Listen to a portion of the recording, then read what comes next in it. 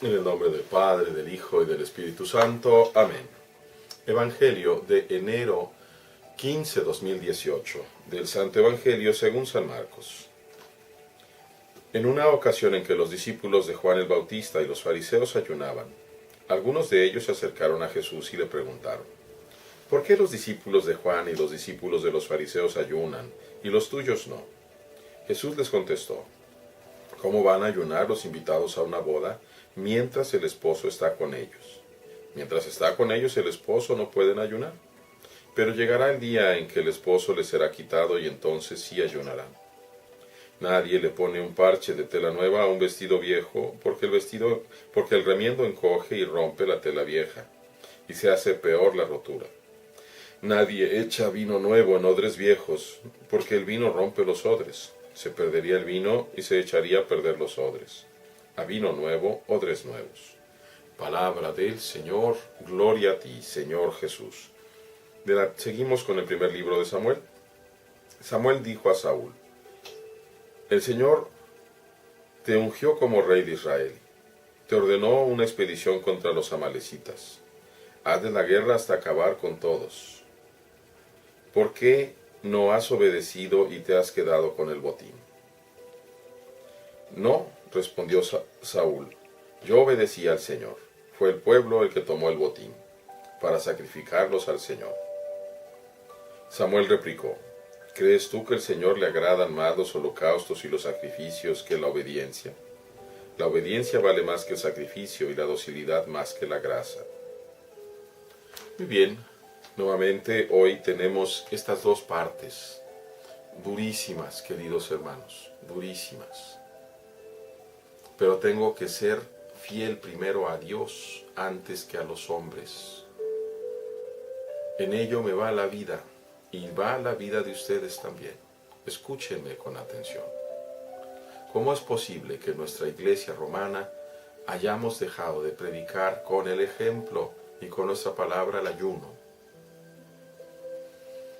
Somos guías ciegos que conducimos al pueblo al fracaso y a la muerte. Y a veces algunos de los hermanos en el presbiterio se apoyan en este evangelio. ¿Acaso el Señor vive con nosotros como persona en medio de nosotros todavía? Por supuesto que no. Nos ha sido quitado no solamente en la pasión, sino sobre todo y eminentemente en su ascensión al cielo. Ya no está en medio de nosotros, sino espiritualmente. Está su cuerpo, está su sangre, para alimentar nosotros, pero su presencia como persona no está. Es tiempo, llevamos 2000 años que deberíamos estar haciendo ayunos. Como empezamos haciendo los ayunos rectamente y se lee en nuestros santos padres de la iglesia, todos los miércoles y todos los viernes de casi todo el año, a excepción en las ferias de fiesta, de Navidad y de Pascua. ¿Por qué desobedecemos al Señor? Vemos también a este rey inicuo, que debería ser aquel que salvara a su pueblo, y que en lugar de enseñar y de exigir al pueblo, le deja hacer lo que sea. Yo obedecí al Señor, el pueblo fue el que desobedeció. Y el profeta le dice: la obediencia vale más que el sacrificio. ¿Cómo si desobedecemos a Dios?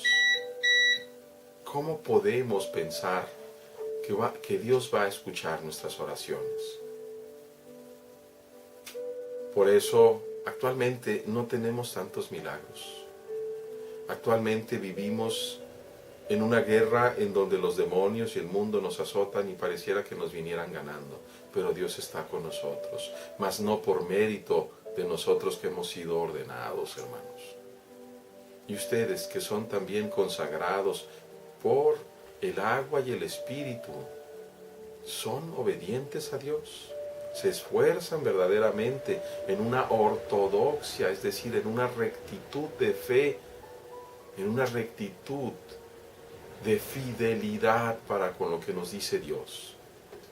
Somos en un momento dado todos como corderos sin pastor, en donde a la sazón, al gusto de aquel que nos quiera predicar, más aún de aquellas miles de sectas cristianas que han salido del seno de la iglesia porque no les gusta el tamaño de la Biblia, de las palabras y sus mandamientos, y lo acomodamos y pensamos nosotros que podemos vivir como paganos y seguir llevando una cruz o seguir inclusive comiendo el cuerpo de Cristo.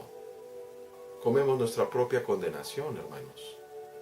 He ahí lo que dice: la obediencia vale más que el sacrificio, una obediencia absoluta y completa.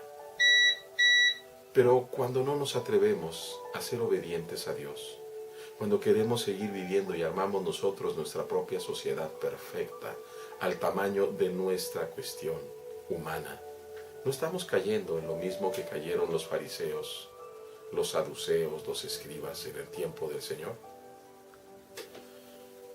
Duras son mis palabras, duras son las palabras del Señor. Dios ilumine nuestros corazones y podamos entender que la corrección de Dios se da en función de su amor, porque Él no quiere que el pecador perezca, sino que se arrepienta y viva. El Señor esté con ustedes, y la bendición de Dios Todopoderoso, que es Padre, Hijo y Espíritu Santo, descienda sobre ustedes y permanezca para siempre.